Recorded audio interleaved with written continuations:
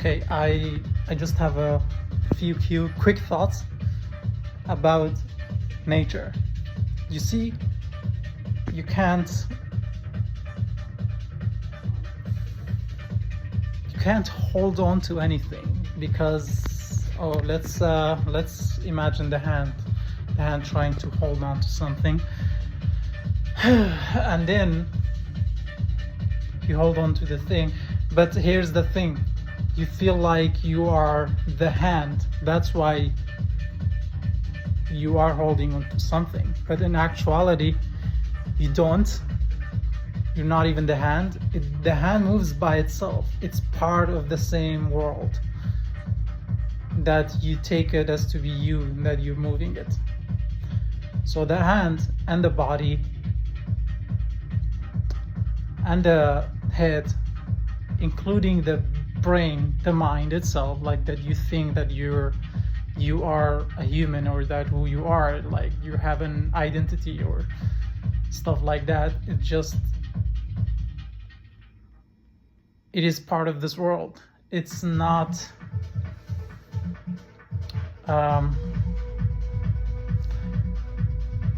in actuality there's no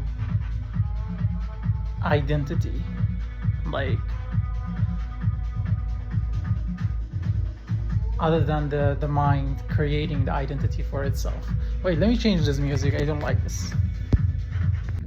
Okay, this is part 2. Let's see what we're gonna say this time.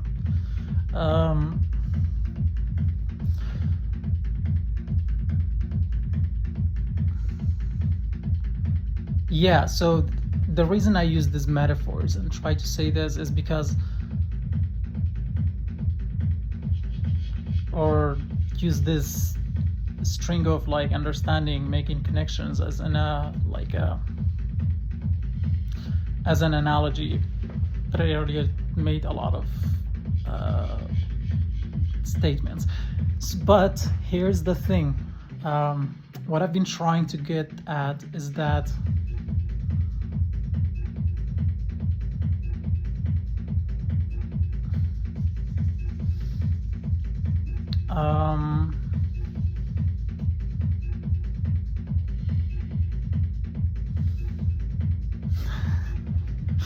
my mind is so gone, but wait.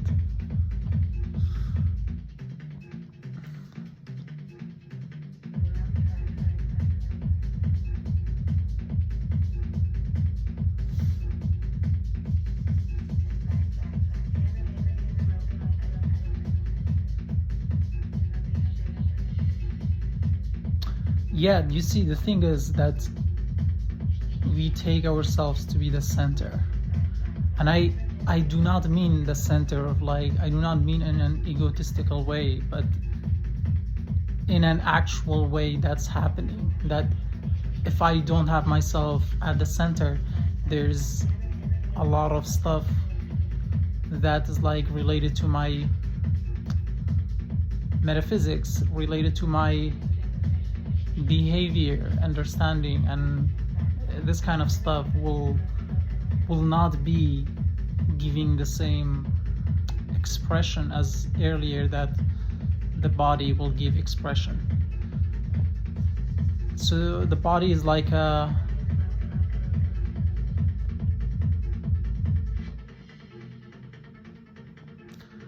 the body is like a self-sustaining organ, or you could think of it like that, just for the sake of the analogy, that you yourself is not just,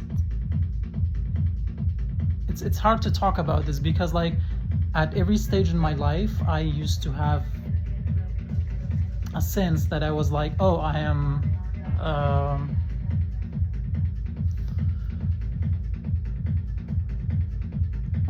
that, or I am that, or I want to become that, or I want to become that. And it kept changing over time, but that stops as well, because you can actually change that, but it's still, you can change the center, but it's still a center. You need to break the center, break it down, and not by breaking it down and like going hardcore with it, but just like recognizing the center and then for what it is in a very direct, sensational way, that we not just think about it or like contemplate it with words to make sense out of phenomenons or like more concepts. We just try to know its own ontological place by knowing, by labeling and knowing about every experience, and try to analyze, analyze the experience, try to build a map behind it. I mean, it's not necessary, but if you really want to grasp the big picture, so try to understand all of that, and in real time, just like not just doing it like once, be like, oh, I've done it and I'm done with it, nothing happened. No, it has to be in a repetitive sense. It has to be what is this word, egregious? I don't know. It has to be it has to be serious, kind of like with like serious with determination, like rather than just doing it. Like you have to have your mind set on it completely.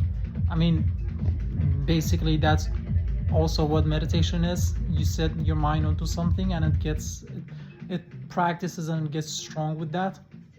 So we just basically strengthening how to set our mind onto the world and onto perception, onto these elements in a feeling way, rather than just in a mental mind way, but in feeling it directly at the moment when you're going through the experience, when you're recognizing the experience, when you like label this qualitative experience and your experience that's happening, you recognize for what they are, and it doesn't matter, you can name it whatever you want to name it. You do your own thing, but once you recognize that, you will experience everything in a different way without there being a center. So when the center is not there, like the mind is like, it's like the mind has been known for it itself, creates memories for itself to live in this repetitive cycle.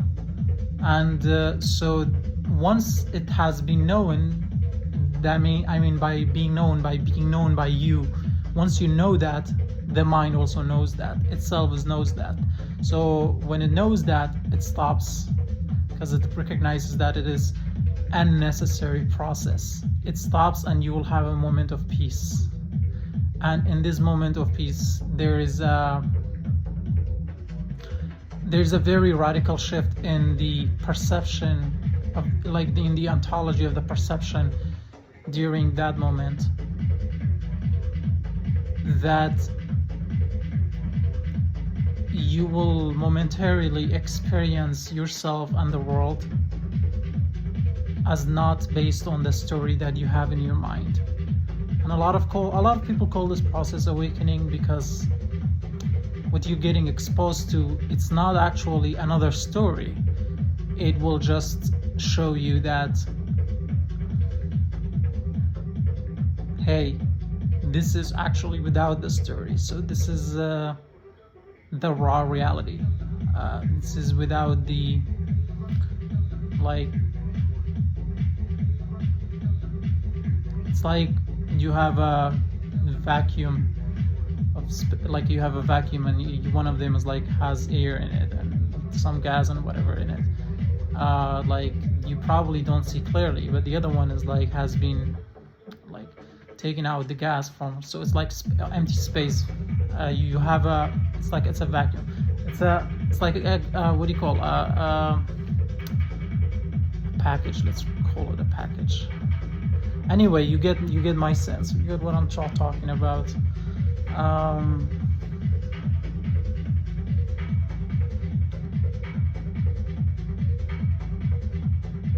Yeah, I think that's it for today.